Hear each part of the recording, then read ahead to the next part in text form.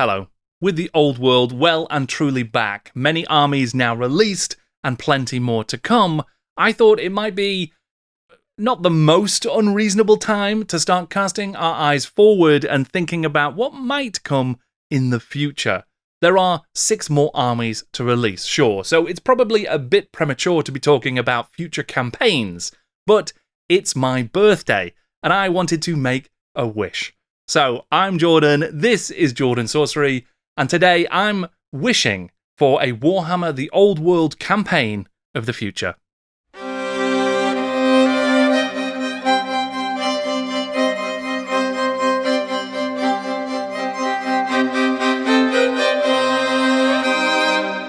First off, this is a bit of an odd episode. Pure speculation, a flight of fancy. So, if you want to see more of this kind of thing from me here on the channel in the future, do let me know down in the comments. And secondly, I thought it was probably worth a quick note about that ever-present tension between story and setting that pervades Games Workshop and Warhammer Fantasy history as well. I'll be exploring this topic in a little more detail in my forthcoming content about the classic Warhammer story and global game event, the Storm of Chaos. Fans of the channel will probably remember that I am a huge fan of the old Warhammer campaign packs, the 2nd edition boxes like Terror of the Lichmaster, and the 5th edition revivals like the Circle of Blood. I've even released the start of my own pack last Christmas called Dead King Wenceslas, and I would love to see something like this, or a global event like the Storm of Chaos, for the old world. So why is that relevant here? Well, I think that we're in a time where Games Workshop has done a pretty good job of finding the balance between setting and storytelling. They have created pretty good sandboxes, the static settings, the worlds that we play in, where our games have stakes and we understand the state of the world, and we can play whatever games we want, and story can emerge from those games, but there isn't too much hinged on any one game. But then there are also the sort of campaign books, the source books that move the plot forward, that meta narrative that compels the universe to progress. Things change over time, normally towards the end of an edition and before a new edition comes out, but there is this overarching storyline that people can follow and enjoy alongside the stories of their own games. Over the last decade or so, Games Workshop have tackled the question of story and meta plot in a couple of interesting ways. A perfect example would be the Dawnbringer campaign for Age of Sigmar's 3rd edition. But 40k's recent Arcs of Omen followed pretty much the same pattern. Towards the end of the edition's life cycle, a new army was launched, the largely human faction of the Cities of Sigmar, and this release was accompanied by the start of a new storyline, the Dawnbringer Crusades, told over the course of 4 campaign books that each included new narrative content, new rules, characters, and scenarios. The Crusades storyline was designed to advance the setting to the precipice of the game's next edition, shuffling around a few of the pieces just enough to provide a sense of progression before the 4th edition of the game relaid the board for the next few years. There is plenty of debate to be had about whether or not this approach is the best one. Does it give enough of a storyline, enough storytelling? Is it static and stable enough for more competitive players to have a sort of consistency that they can build their games around? There's lots of different ways to play these games and lots of different ways to enjoy the settings and the stories within them. So there's always going to be some degree of compromise between those different approaches. For me, this is a reasonably good one. We get that moving story, we get something we can hook our own narratives into, but we also get a consistent gameplay experience that doesn't evolve too quickly. This was, of course, the stated intention of the Storm of Chaos campaign book way back in 6th edition. Then Warhammer loremaster Gav Thorpe had said that with updated army books now being available for nearly every faction, it gave them the opportunity to introduce new ways to play through exploration of story and history instead. Of course, for several reasons, there wasn't really a follow-up to that ambitious Storm of Chaos event, but keep an eye on the channel for more on that. And why is this relevant to the old world, you ask? Well, there may well be these global events in the future for the old world. It doesn't seem like that's going to be happening anytime soon. But I think that the future of the old world storyline allows it to become something of a mirror to at least the Storm of Chaos.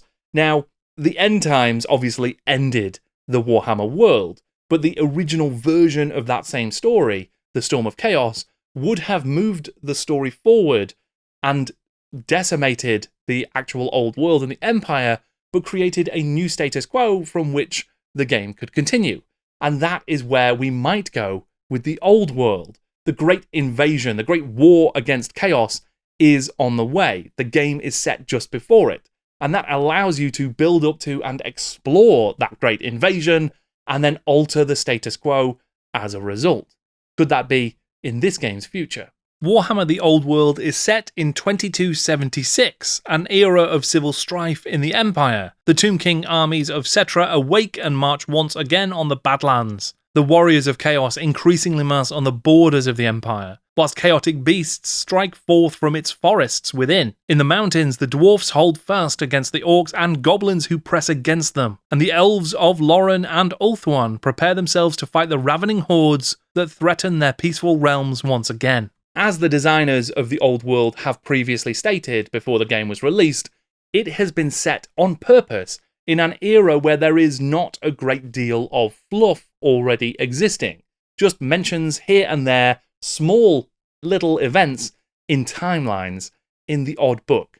In the 3rd edition timeline, the closest event mentioned is the increasing incursions of chaos around 2300. These events would later be expanded in various sourcebooks to become known as the Great War Against Chaos. In subsequent editions, there would still be sparse detail about the decades before 2300, but we would learn more about the enormous invasion led by Asavar Kul, the catastrophic siege of the Kislev city of Prague, and the rallying of the forces of light by the man that would go on to become Emperor, Magnus the Pious. All of that takes place roughly between 2300 and 2303, about 25 years, give or take, after the actual setting of Warhammer the Old World. So there is still a great deal of time to cover in the settings timeline before we get to that prospective Great War Against Chaos. But it might be where we end up. The designers have specifically stated that they won't get into the Siege of Prague anytime soon, but they've also made clear that they wanted the Old World to be an equivalent to Horus Heresy, as a game and a setting. And that is why they set the game within striking distance of Asavar Kul's Great Invasion. It's a pivotal moment in Warhammer history that marks the beginning of a slow end. In a Warhammer community article, game designer Dan has stated, "There's still enough space for us to explore, and our long-term aim is to discover this setting through developing model ranges, which we do a lot of, and creating army books, campaign books, and more. We are treating it as a whole playground of time that we can explore. We might do some of that sequentially, we might hop around, but our plan isn't to start at the beginning and work our way step by step to the victory against Asavar Kul." So all of this is really preamble to me saying that yes, it feels like we are going to end up getting to the Great War Against Chaos if the Old World continues to sell well. But that still feels like it might be 5 or more years in the future. And they've explicitly stated that they would like to tell other stories and explore the game's world through supplements and campaigns and stuff like that. So what ideas might there be in that space? Well, the launch was built very much around the return of Settra and the rise of the Tomb Kings once again. The first novel for the setting, Graham McNeil's Lords of the Lance, specifically deals with the events preceding Settra's resurrection and subsequent campaign into the Badlands. It seems pretty reasonable that some sort of scenario pack or campaign book could be written that centres the Tomb Kings and allows for many different opponents by taking place in the disputed territory of the Badlands. And that might well be cool. There's lots of opportunity for interesting storytelling in that space and lots of opportunity for the different factions in the game to be present. But I'm going to show a little bit of personal bias here, and that is that I personally, just me, myself, Jordan Sorcery, personally, do not find the Tomb Kings to be very interesting. I'm sorry, I didn't want to have to confess this, but they're just not the most exciting faction to me. So building events around them, building the campaigns and the stories around the Tomb Kings and what Settra is getting up to in the Badlands, it just doesn't excite me that much. But what it does excite me instead is using one of the other launch factions for the Old World, the Bretonnians, to explore a moment in time that is just around the time period that the game is set. The Fall of Mousillon. Not really mentioned in the Bretonnian Arcane Journal, but clearly marked on all of the Old World maps, this city is ripe for storytelling. Once a great dukedom of Bretonnia, Mousillon's fate is told in a couple of brief timeline entries. In the 6th edition Bretonnian Armies book, Maldred, the Duke of Mousillon, attempted to steal the crown of Bretonnia for himself after the death of King Jules the Just. His only child, his daughter La Belle Isolde, set out a quest in search of a suitable hero to claim the kingdom. Any knight who could find and slay the fearsome Jabberwock would be crowned king. For years, no such knight appeared, and Maldred saw his chance. With the help of his sorceress consort, Malfleur, he managed to imprison the Fey Enchantress, and convinced many knights that he had found the legendary Lost Grail. For a time, it seemed that he may actually succeed in his coup, but the Green Knight and the Grail Knights stood in his way long enough for a true hero to rise. Gaston de Geste, who managed to free the Fey Enchantress from the Dungeon of Dol, and was granted the crown of Bretonnia in return.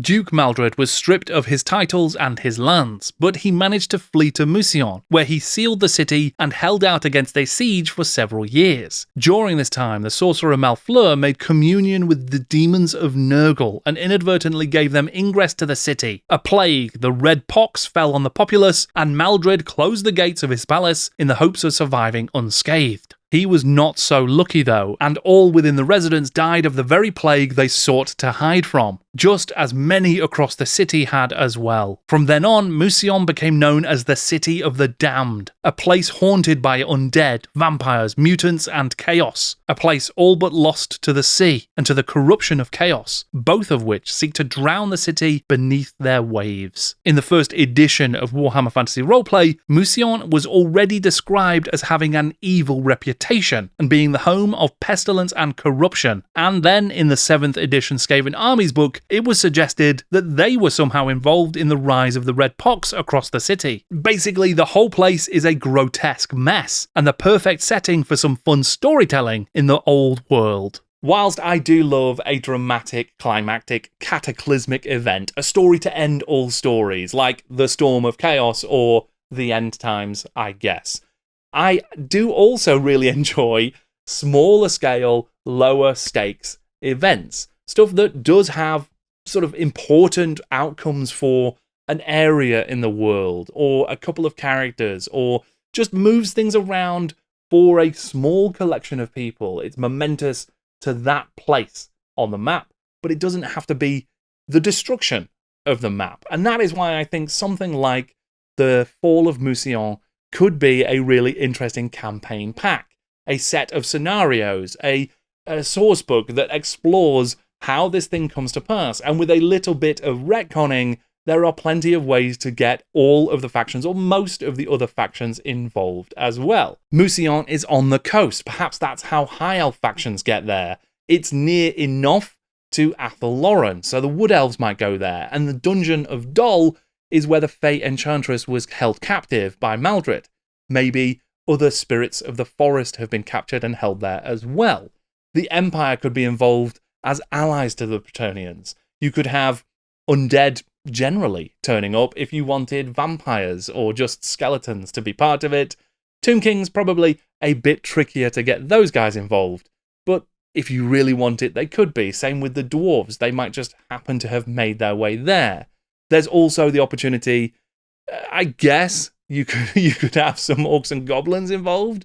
They just happen to be wandering by. Chaos, it makes perfect sense. There's all kinds of warriors of chaos, cults of chaos, beasts of chaos emerging from this corrupted place. So, yeah, it's a bit uneasy for certain factions, but for some, it's a natural fit, and I'm sure you could find a way to explain the presence of most, if not all. There are also some other cool things in Warhammer history that are connected to Mousillon and Maldred, including the rogue Bretonnian warband of Mallory de Mousillon, the female knight who is the illegitimate daughter of Maldred.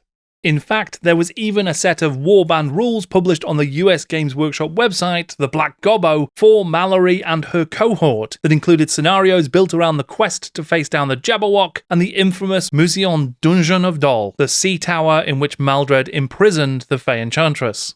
Basically, I think that it's a really fun setting. It's a bit of background that hasn't been explored in too much detail, but has plenty of hooks in and historical precedents for there to be some fantastic stories told around it, and ways in which you can introduce all the other factions that you need to. And if you wanted to find a way to bring vampires or Skaven in, well, it's right there on the table. But, you know, that's probably pretty unlikely. However it comes about, I would love to see some more exciting story for the old world. It's such a fun setting. It's great to be back in the Warhammer world. I want another novel to come out. I want to see more about the run-up to the Siege of Prague and its great secret beneath its streets. I want to see the great war against chaos and the incursions of Asavar Kul. I think that that will be fantastic stories to tell and games to play. But in the meantime, I think that this kind of lower stakes, still threats and destruction and, you know, bad stuff can happen within the world as a result of what takes place here, but it doesn't have to be the entire destruction of the world or the fall of Bretonnia. This is an event from history that we know happened, the Fall of Mousillion, but we can explore it in a way that we've never been able to before. And I think that that is what's great. That's the historical nature of Warhammer the Old World brought to life. Let's refight the battles that we've never seen before, but we know happened. That is really, really fun to me. Okay, well, that is probably enough rambling from me. I've made my wish. Let's hope that the Warhammer gods grant it. But I will see what happens with the old world because I'm super excited about it. I'm loving it so far. Why don't you tell me in the comments below what historical events or locations that haven't been explored all that much might make for great campaigns or scenarios in Warhammer the Old World. I would love to hear your suggestions because I think there will be so many good ones. Thank you so much for watching. I'm Jordan, and this is Jordan Sorcery.